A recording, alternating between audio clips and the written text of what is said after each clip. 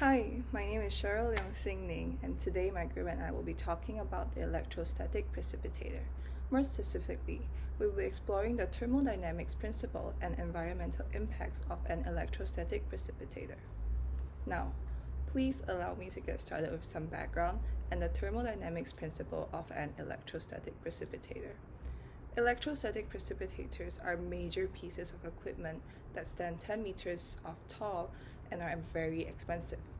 Electrostatic precipitators are mostly found on coal-fired power plants to remove over 99% of ash particles from million square feet per minute of fumes. An alternative to electrostatic precipitators is the fabric filter baghouse. However, the electrostatic precipitator works better since the electrostatic precipitator is able to function when the gas has to be treated and its particles are hot or wet, unlike the fabric filter baghouse. Also note that the efficiency of an electrostatic precipitator is extremely high, nearing 100%. The inside of an electrostatic precipitator include a high voltage transformer rectifier unit, a manhole, a discharge electrode raping motor, a sealing, a roof grinder, an outlet nozzle, a collecting electrode, an internal walkway, a hopper, a partition plate of hopper, a thermal insulator, an inlet nozzle, a gas distribution plate, a discharge support insulator, and finally, a roof. The model is shown in the slides. An electrostatic precipitator, also known as an ESP, removes particles from a gas stream by using electrical energy to charge particles either positively or negatively. The charged particles are then attracted to collector plates carrying the opposite charge.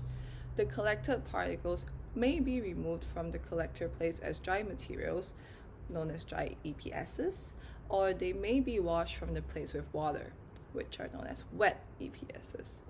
EPSs are generally classified as dry ESPs, the most commonly used ones, and wet ESPs. The primary difference between the two classifications is the method by which the collector plates are cleaned. In dry ESPs, the collector plates are cleaned by applying mechanical impulses or vibration to the plates, which knock loose the collected particulate matter, referred to as raping. In wet ESPs, the collector plates are cleaned by rinsing with water. Wet ESPs are typically employed when gas streams contain sticky particles with low resistivity. ESP performance can be affected by particle resistivity. Particle resistivity is the property that influences the deposition and removal of particles from the collected plates.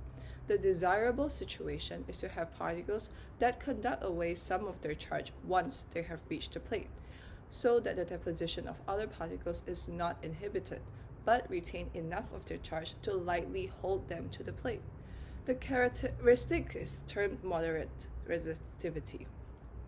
If the particles have very high resistivity, they are slow to conduct away their charge, causing a negative charge to build up on the plates that inhibit other particles from depositing.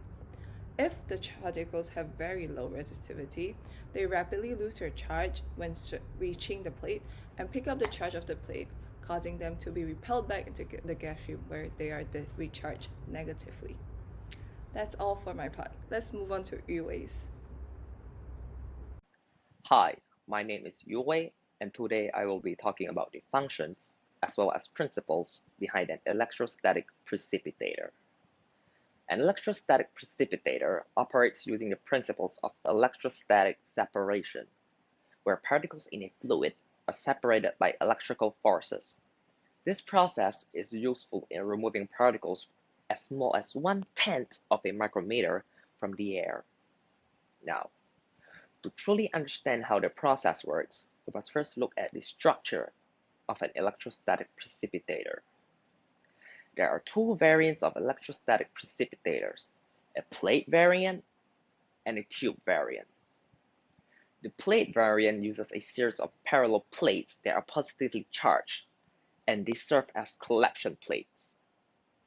And placed between the plates are electrodes with high negative potential. Now, when air is forced through the path, the electrodes that are negatively charged will ionize the dust particles and give them a negative charge as well. The negatively charged dust particles will then be attracted to the collection plates. They will stick there, effectively removing the dust particles from the air. The particles will remain on the plate until they lose their charges, or rather, the particle plates will be periodically cleaned to ensure that the electrostatic precipitator operates efficiently. The cleansing is normally done with impact wrapping, where the particles are sheared straight from the plates, and they will eventually fall onto hoppers which serve as collection devices. On the other hand, the tube variant utilizes a series of long vertical tubes that are hexagonal in shape, which serves as the collection plates, whereas the electrodes are placed in the middle of the tube, much similar to the plate variant. The air will be forced upwards, and the particles will then be ionized and be attracted to the hexagonal plates. The process of these two variants are extremely similar as they are based off the same concept, which is electrostatic separation. However, the plate variant is heavily favored when compared to the tube variant due to its more efficient design in addition to having a higher efficiency. The electrostatic precipitator is most commonly found in factories, where the electrostatic precipitator is used to remove dust particles from the exhaust steam of an industrial process, rendering them neutral and non-toxic. However, some household appliances, such as an air filter, may also utilize the concept of electrostatic precipitator. That's all for my part. Hi, my name is Danish, and today I'm going to talk about the applications of electrostatic precipitator. So first of all, the two-stage electrostatic precipitator are used in the engine rooms of a shipboard as the gearbox produce oil mist which is flammable to nature. The collector oil is reused in gear lubrication system. And then next, the dry electrostatic precipitator are used in thermal plants to clean the air in ventilation and air conditioning systems. Other than that, they find applications in the medical field as well, for the removal of bacteria and fungus. Besides that, they are used in zirconium sand for detaching the rutile in plants. And lastly, they are used in metallurgical industries to clean the blast. Like everything else in the world, everything has their advantages and disadvantages. So today I'm going to talk about the pros of using the electrostatic precipitator. First of all, the durability of the ESP is very high. And next, it can be used for the collection of both dry and wet impurities, and also has a low operating cost. So the operating cost is very low. And next, the collection efficiency of the device is high, even for small particles. And lastly, it can handle large gas volumes and heavy dust loads at low pressures. Thank you. Thank you, Dan, for that. I will mainly be speaking about the disadvantages within the applications of electrostatic precipitator, also known as ESP, and its effect on the environment. Firstly, the installation process of ESP has a high capital cost. This is because the total cost needed to bring this project to a commercially operatable status has a quotation that is based on the areas covered, which makes it prohibitive for small-scale industries. The complexity and rarity of the parts that make up the machine are also expensive to purchase and install, as this needs to be taken into account for the maintenance costs as well. Secondly, ESP requires a large space to facilitate its production, given that infrastructure built upon large landscape can leave behind radical impacts on the environment, as it can cause serious and long-term damage to land. A huge portion of climate change or global warming can be attributed to our reliance on these big industrial plants. This includes increasing erosion, which can then lead to landslides and flooding, disturbing the land's ground surface, and damaging the unspoiled wildlife habitat. Again, the value of preposition for small-scale industry gets reduced as they are costly as well as need a lot of space to be set up. The third aspect of its disadvantage is that electrostatic precipitators do not offer flexibility in its operation. Once installed, it is difficult to change the capacity of ESP or move it to a different location. So, proper planning needs to be done regarding the capacity, type, and location for installing the ESP. Lastly, another drawback of ESP is that it cannot be used to collect gaseous pollutants.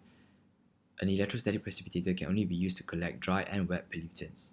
Furthermore, the efficiency of collector is not maintained if the gas velocity exceeds for that a plant is designed.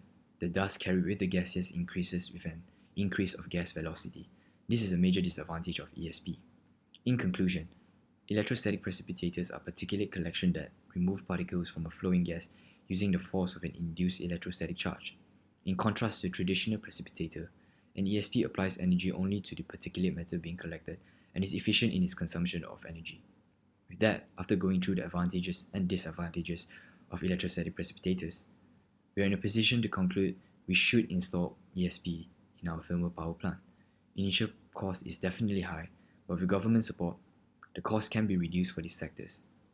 With proper planning and land allocation, the disadvantage of being inflexible and large space requirement can be negated as modification of ESP are undergoing to help combat climate issues.